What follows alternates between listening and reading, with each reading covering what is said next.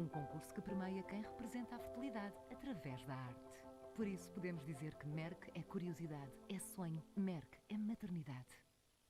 Esta é a rádio. A rádio que nos acorda com sorrisos. Que se senta connosco nas viagens. Que dá cor às rotinas. O homem que mordeu o cão. A rádio que nos inspira a ir mais longe. A rádio que nos junta. Rádio comercial. Em casa, no carro, em todo lado. Comercial. The problem with research is that although it's essential for progress, it doesn't always get the attention or funds it deserves. Researchers Philippa, Leo, and Henrique experience this daily. The people that want to do the research, they need to run around and try to find the money while doing research. The main flaw is awareness. Many people are not aware that you can help fund research. And most projects just die because they don't have funds to work. Searching endlessly for funding, they had an idea. What if searching could raise funds? Their solution was to create TapFund, a browser extension that converts and funnels advertising dollars to power research by opening new tabs in your browser. Using real-time data visualization, we created a system that illustrates the collective impact as it unfolds globally, enabling users to decide which areas of research to fund and from where. We're now opening up the world of research, helping to solve some of the biggest problems on Earth, one tab at a time. TapFund, Racing Research.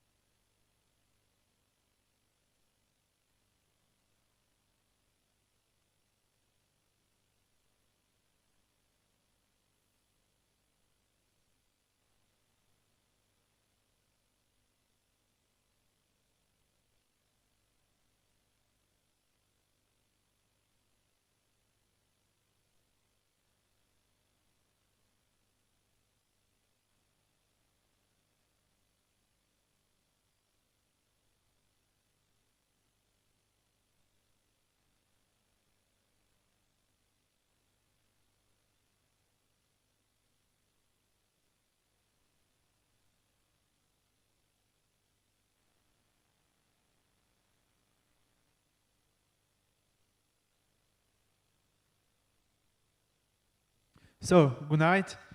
For the last presentation, we are going to have Malcolm Love, comes from England. He's going to speak about how to live in a time of outrage, right? How to survive. Yeah? Malcolm, stage is yours. Thanks very much. And thanks. Yay!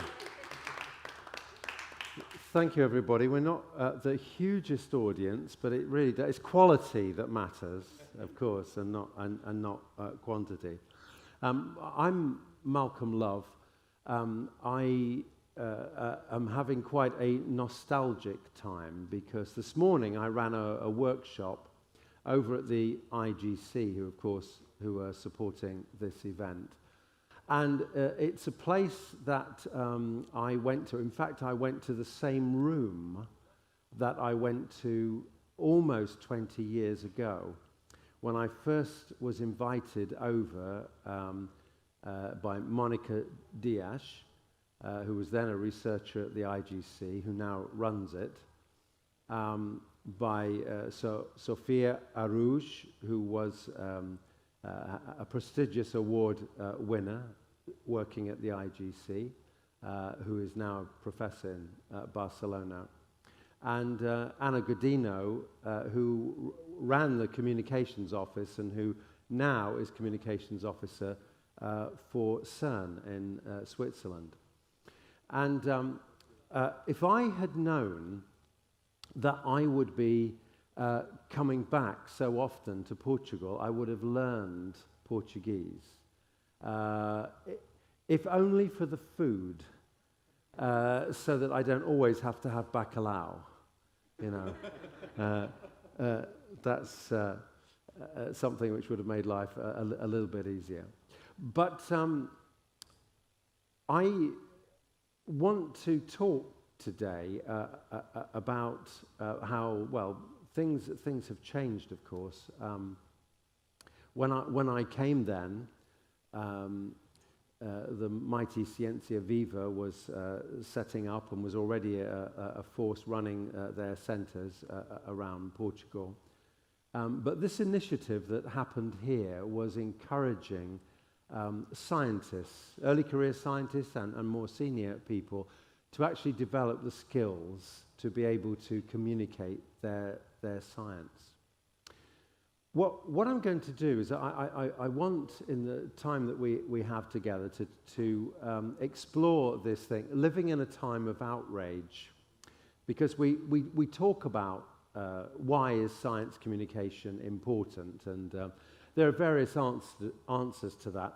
One answer is, well, really what you want is to have science communicators who are like the best science teachers that you've ever met, you know, that will inspire and encourage young people to become scientists and to bring in the next generation of scientists.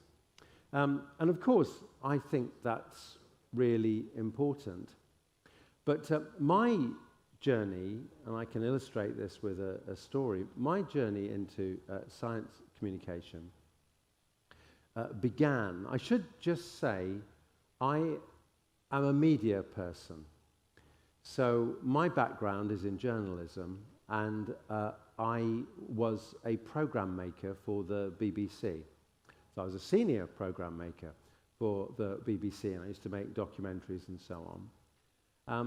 Actually, what I did was I quit my staff job so that I could carry on working for the BBC, and other people as well. So I'm still a program maker.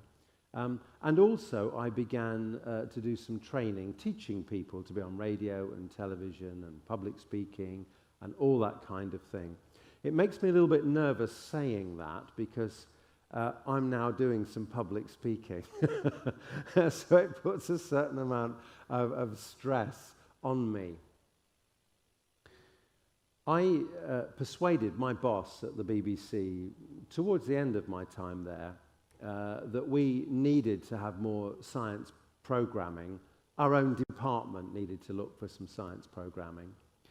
And I went to what was called a scientific literacy conference at the Science Museum in London. So this huge, amazing institution had called people from all over the world, and they were talking about how to engage people with science. And this was quite early on, in about 1997. And I went there, and I was talent spotting. I was trying to find people who would be good on television or radio to talk about science. And maybe we could make some programs with them. But it turned out to be possibly the most boring event I have ever been to in my life. It was mind-numbingly boring. It was so boring that I, at one point, thought to myself, maybe I should just start gnawing on my foot because that would be more interesting than what I'm going through. And I caught the eye of a man who was sitting quite near me, and he could see my discomfort, and I could see the boredom on his face, and we started to laugh. And we were like children, like school children, trying to stifle our laughs so that we weren't seen to be making fun of what was going on. And afterwards, we went and had a conversation.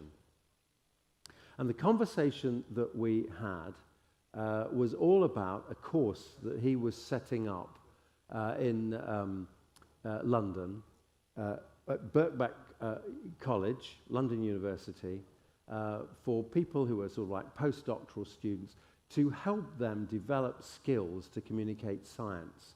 And it was probably the second, at least significant course that was being run in the UK to do with developing science. And he told me all about it, and I was thinking, well, why? Why do people communicate science? Why is it important to have communication skills? And he was explaining to me, well, you know, the public needs to understand what science is doing because the public owns the science mostly. It's public money that pays for research. How are people going to vote sensibly for various policies if they don't understand what scientists are doing? They're not like Frankensteins locked behind doors doing secret weird experiments. We need to build trust with the audience. And in order to fund more science projects, the public needs to feel confident about scientists. And so on, he went on like this. And then he said to me, would you like to help? You're a media guy, you love science. Why don't you come and help me run this course? So I did. And about 5 years later, Monica Diaz and Sophia Rouge were students of mine at Birkbeck, and they invited me here to Portugal, and the thing has kind of gone full circle. That conversation changed my life. It enabled me to travel all over the world, working in different communication skills contexts where, you know, I've been able to help scientists and science organizations to develop their communication skills. And my world would be very, very different without it.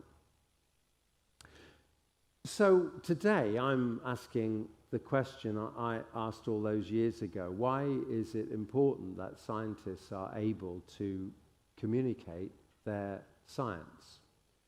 And particularly right now, I'm quite interested in a particular problem which must have touched you. And that's this. I went to CERN, the Large Hadron Collider in Switzerland, where I do some work. And one day, the people in the press office said to me, you know, would you come and run a sort of a lunchtime seminar? So I did. And we got to talking about stuff, and they said, you know, people phone up all the time. It's happened several times in a week, and they ask really weird stuff, like, what about the black holes?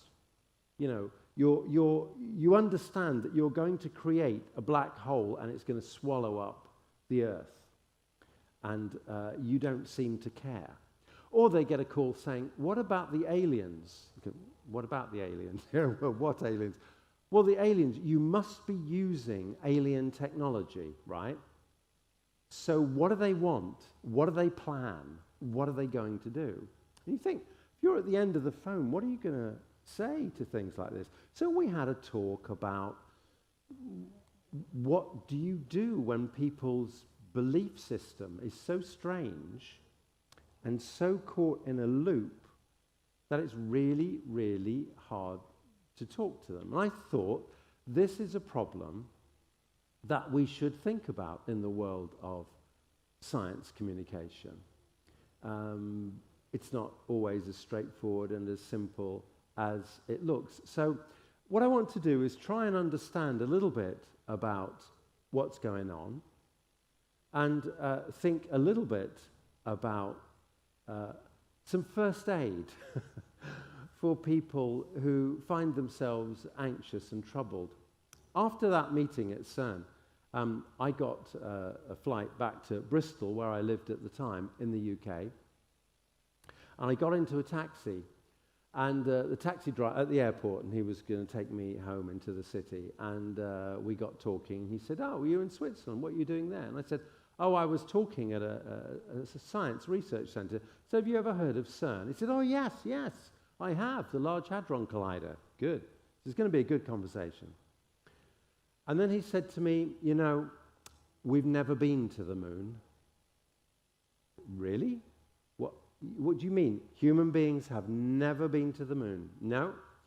It was all staged by Stanley Kubrick, the filmmaker, in a studio, and it's been a huge conspiracy, and we've never been to the moon. And I said, "Well, wait a minute. What about all the tens, hundreds of thousands of scientists that worked on the projects that sent missions to the moon?" And he said, "Conspiracy. The American government paid everybody off. And anybody who wanted to speak, they died. You can see there are records of people who died suddenly without any explanation."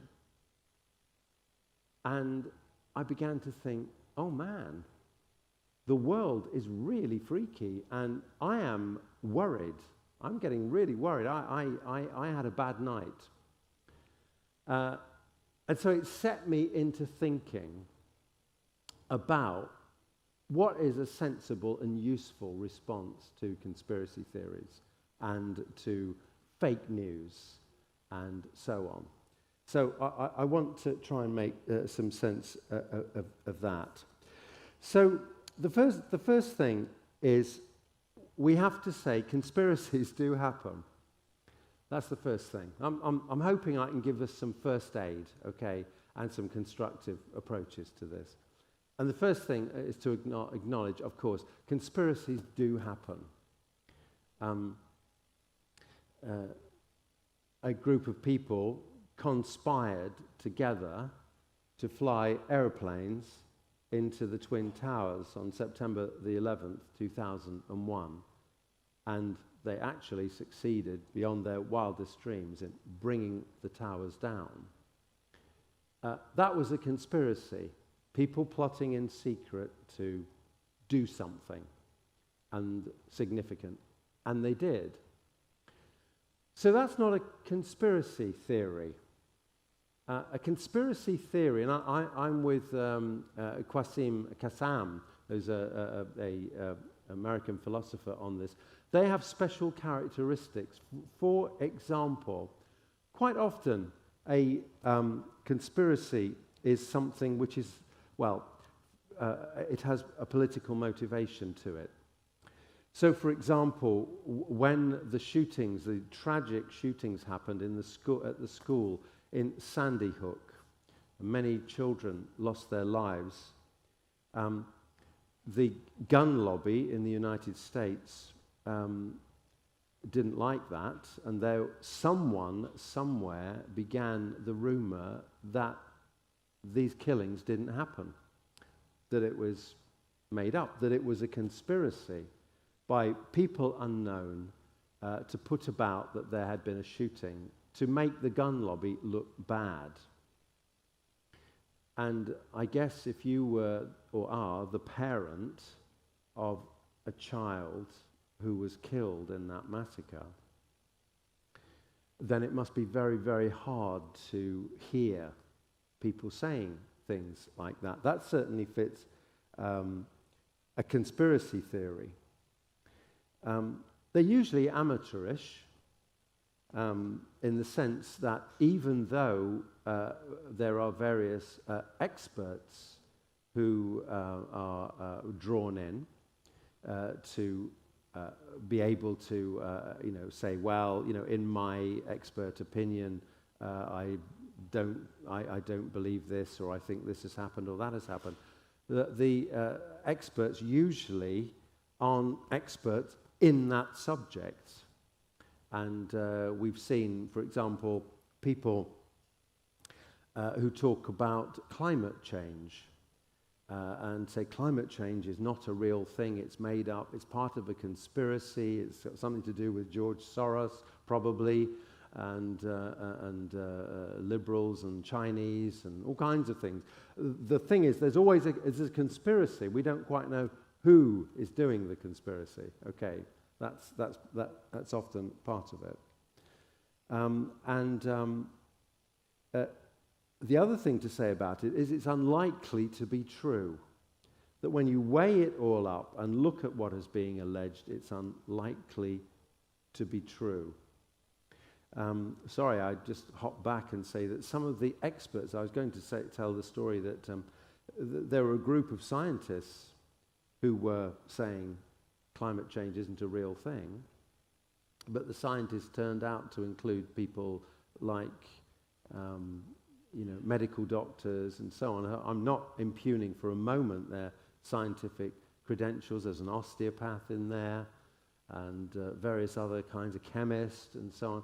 And that's okay. And in their world, we could say that they're experts, but their expertise doesn't stretch to climate change. And the vast, overwhelming majority of climate change scientists have no doubt, excuse me, about what's going on. Do excuse me, I'm going to have to cough into the microphone. There we go. So what's happening? Why are people drawn to conspiracy theories? Well, the first thing is that we are story-loving creatures. We love telling stories. We love listening to stories. And we don't like unsatisfying narratives. That's one reason. We're all conspiracy theorists to some extent. I'll bet if I said to you, have you ever believed or sort of kind of believed or passed on some kind of theory about something that was some skullduggery that was going on underneath the consciousness of the population? You might say, well, I think maybe the Kennedys did kill Marilyn Monroe. Maybe that happened, or something else. And we're all inclined to those things, partly because, well, the evidence that we pick makes sense, quote, and also because we're story-loving creatures. We can see the story there. That's quite a satisfying story.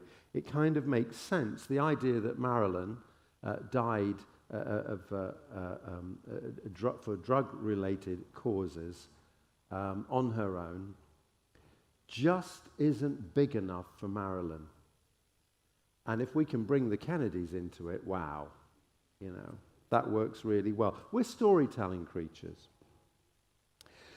We don't like the idea that accidents happen, that sometimes a plane crashes because it crashes, because something wasn't done that should have been done. We look for patterns that confirm our story, but we ignore evidence to the contrary, so there's confirmation bias. And we all have a tendency to do it. We all feel that the size of an event must have something to do with the cause of the event. So if something massive happens, like the shooting of Jack Kennedy, which changed the world, we don't like to think that a lone gunman called Lee Harvey Oswald, who'd had previous convictions for threatening people with guns, it's not possible in our minds that this fellow could have wreaked such havoc. It has to be something else. And when we look at the evidence, our inclination is to just gloss over those bits that don't work incredibly well for us. So that's what's partly going on. What else is going on? Well, people are trying to make sense of their worlds. I have a deceased mother-in-law. She's been gone now for many years. And she was known in the family as Granny to everybody, Granny Mac. And sadly, in the last few years of her life, she developed Alzheimer's, and so therefore she had certain kinds of dementia. And in fact, she was quite happy mostly in her dementia because her demented world was really interesting. You would say, "So, Granny, what have you been doing?" She'd say, "I've been bungee jumping." And so, "Really? Where have you been bungee jumping?" "I've been bungee jumping with the Pope just last week." You know, wow, what an interesting life. I just wish that I could do that. And in talking to her, of course, it was important sometimes just to go with the narrative because her brain was damaged. But it began because she called the police because she said some new neighbors, while she was out shopping, had broken into her house and washed their carpets in her bath. And then they'd moved her stuff around. And actually, one of them was still in the house somewhere because every now and again, her stuff got moved. Her bag was moved from one place to another. And what's going on there? What's going on is that this lady who's suffering from dementia, so her brain isn't working properly, is missing stuff. Bits drop out. Memory goes. Some of us tragically will know about this in our own personal experience with people that we know. And what do you do then if that happens to you? What you do is you desperately try to make sense of what is going on in your world. And if the easiest solution is to have neighbors break into your house and move your stuff around, then that's what you do. People who deny evidence, who refuse to look at all the evidence and think carefully about the evidence, are often trying to solve problems. If you're a Trump supporter, and I should just say, any political views expressed on this platform now are entirely my own and nothing to do with the festival. Okay, I'll own that. But people who felt disaffected by the successive administrations in the United States finally thought their day had come when Donald Trump said, "I'm for you, you poor downtrodden people, downtrodden by the elite, not like me. I will support you and help you and do stuff for you, and I care about you." And they thought, wow, let's take a risk on this guy. He's been on television a lot, and he seems to understand our problems. And then when it all goes pear-shaped and Donald Trump isn't helping them and it's all confusing and he turns out to be a very unpleasant kind of man and seems to lie a lot and do lots of things that people don't like, what are you going to do? Your worldview is falling apart. It must be the media misrepresenting him. They lie about him a lot, In fact, he just has to go straight to his audience on Twitter because otherwise the media, the terrible media, distorts everything he says. And we're thinking, if you are not of that mindset, how do rational people think this stuff? The reason is they're trying to make sense of the world, their world, that is falling apart around them. So what about some first aid for us? If you're bothered by people who are denying, we say anti-vaxxers, people who say one shouldn't be vaccinated and so on and so forth, what do we do about that? I've got some first aid ideas. The first thing is this, that it comes from realizing that we aren't always in control and we can't always get what we want. And in our conversations with people, people will frustrate us. And the Roman Emperor Marcus Aurelius was a follower of Stoic philosophy. And one of the things that Stoicism gave us has come out many, many, many years later in a prayer. It's used by Alcoholics Anonymous and other people, but it was designed by a theologian called Reinhold Niebuhr. And you'll recognize it the minute I start to say it. And it's all about, Lord, give us the patience to accept those things we cannot change, the courage to change those things we can change, and the wisdom to know the difference.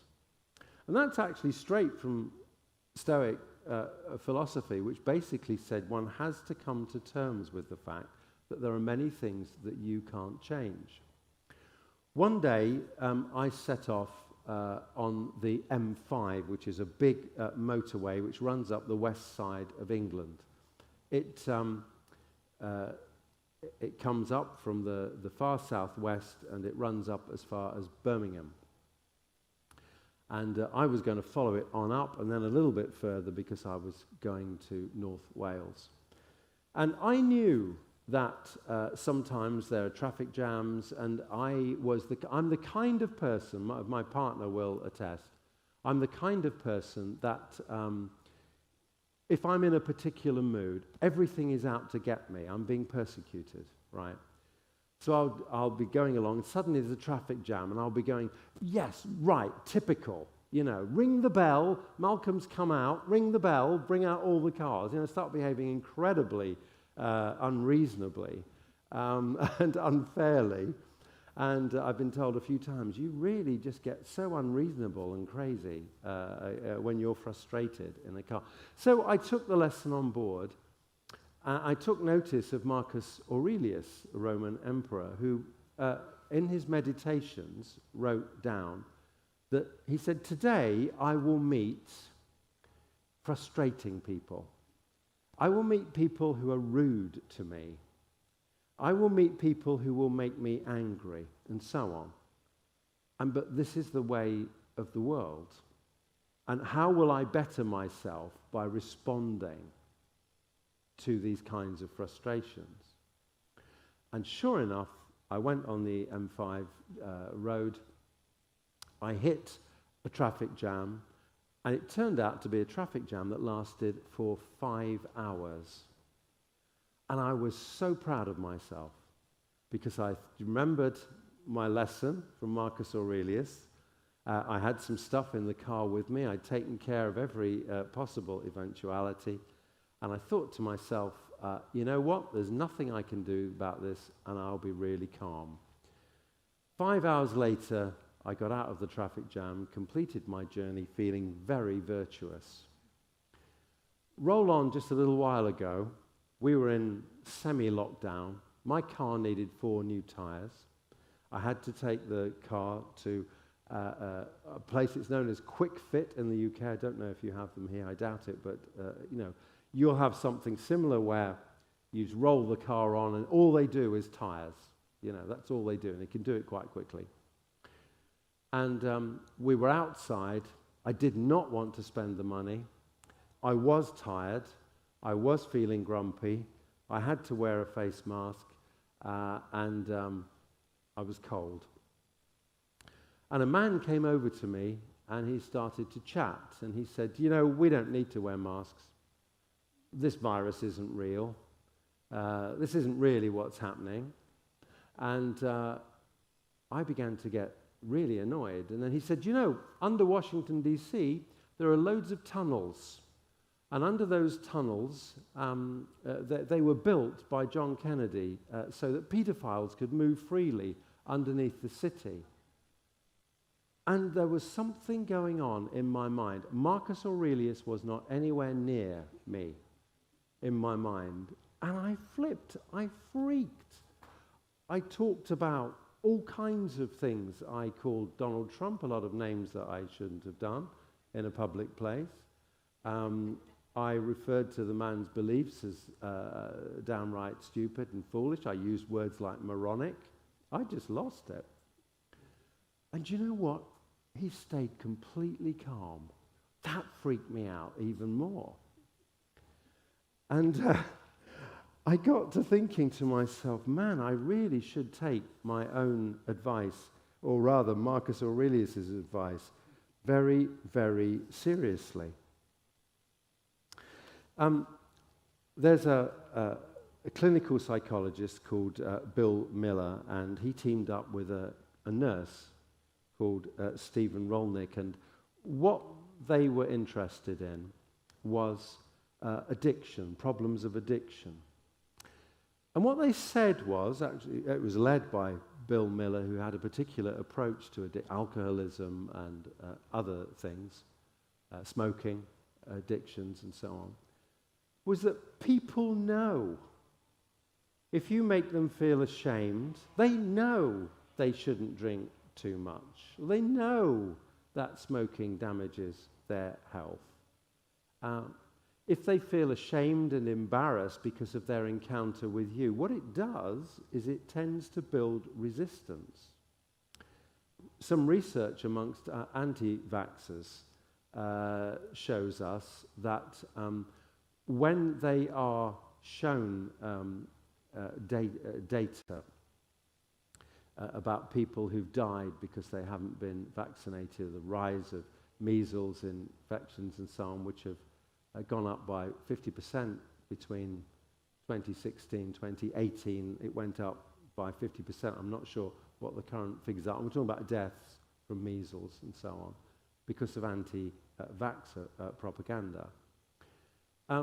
What people do is they harden themselves. It's like, yep, I'm going to take it on the chin because this is my worldview, so I'm going to dig in and I am not going to fight back.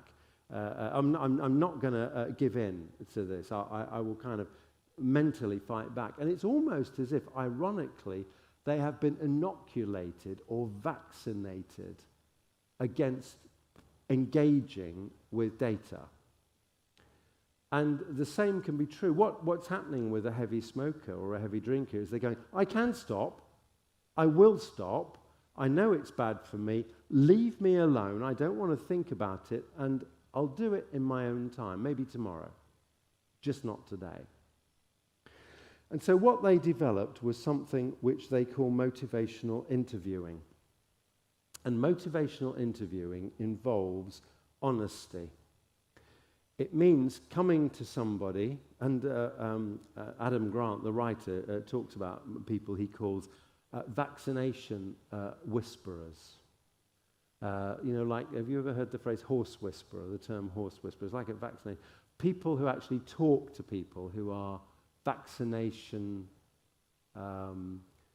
resistant or cautious, or maybe some other term that you want to use, or just anti-vaxxers. And he says, and their method is to be honest, is to say, I'm actually worried about the fact that you won't have a vaccination. But there's no coercion and there's no pressure. What do you think about that? If you don't want to have a vaccination, I will support your decision.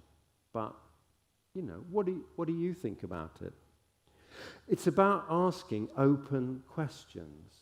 This is a really powerful thing to do. So, what would have to happen for you to change your mind? Is there anything that worries you about it? Reflective listening. So, listening hard and genuinely and carefully to what people are saying and offering it back to them so that they feel heard and not rejected or labeled or mocked or put in a box that says, you don't matter, you're just a crazy person. Affirming their desire to change when it happens, and genuinely trying to focus on goals that you can share. A mother who does not want to have her child vaccinated because she's afraid of vaccination shares a goal with the doctor who wants the child to have a vaccination. The goal is that they want the child to be healthy and safe. The mother is troubled by the propaganda that she's heard that vaccinations give your child autism. And despite the fact that that has been debunked conclusively, still it's a worry in the mind. But they can bond over that conviction, that belief, that desire to look after the child's health. So motivational interviewing, as it's called, can be incredibly powerful. And it's something that we can do. So we need to recognize that we don't have control over everything. In fact, we have to let control go sometimes. And to approach people, not trying to control them or make them do stuff, but actually in a spirit of actively listening to them in this kind of motivational interviewing kind of way. Something else that we can do is think about FACE, what's called FACE. Negotiators think about this kind of thing a lot. They talk about giving face. It's a technical term, really, which has come about. And it's this. If you have a face that you give to the world, you're competent, or you're jolly kind of person, you're a party person, you're somebody who's reliable and wise, whatever it is. If that view of yourself is challenged or not acknowledged or even mocked, it's very damaging to your own sense of self. And what we do is we resist it and we push back against it. And all negotiators know, whether police negotiators or hostage negotiators or people like that, that one of the things you absolutely have to do, and you forget at your peril, is you have to allow the person you're negotiating with to keep face. In other words, if you shame them or embarrass them or make them look foolish, then you're losing. You're losing badly. You may have lost. So Alexandria Ocasio-Cortez, the American Congresswoman, says that she had a mentor who taught her something very important in her debates and her discussions with people. And it was this. She said, always offer your opponents the golden gate of retreat. In other words, let them step back. Don't let them feel trapped. Let them step back from the conflict in order to save face, which sometimes means being absolutely and completely girding all of your effort to allow somebody that you may even detest to actually keep face in the course of the negotiation so you can get to a better goal. The truth is, though, that when we're having normal conversations, well, we won't call them normal conversations, but when we're having conversations with people about things like, oh, why won't you get vaccinated or something like that, then allowing people to have dignity and respect and feeling that they're listened to and taken seriously and their concerns are important and they're genuinely important to you can change people's minds and can do it dramatically, because then they're free to ask questions and explore questions with you.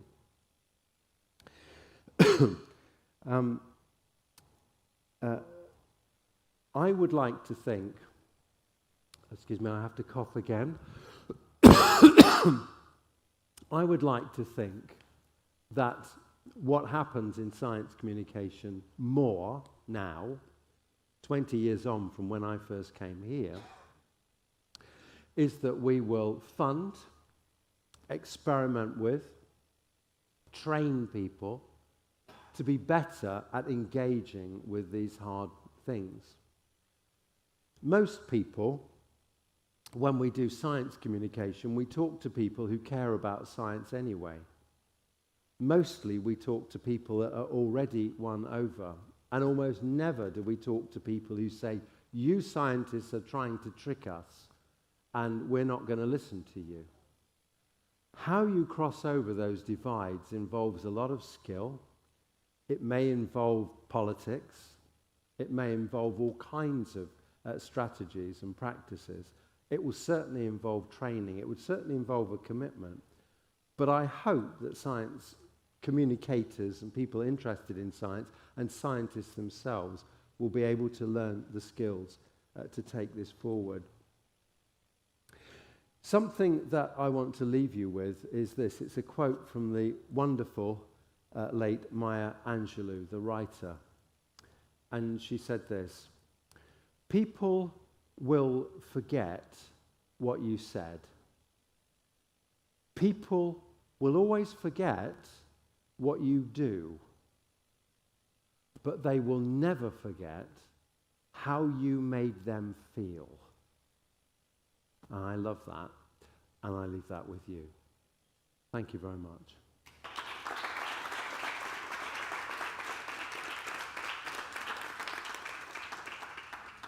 Thank you.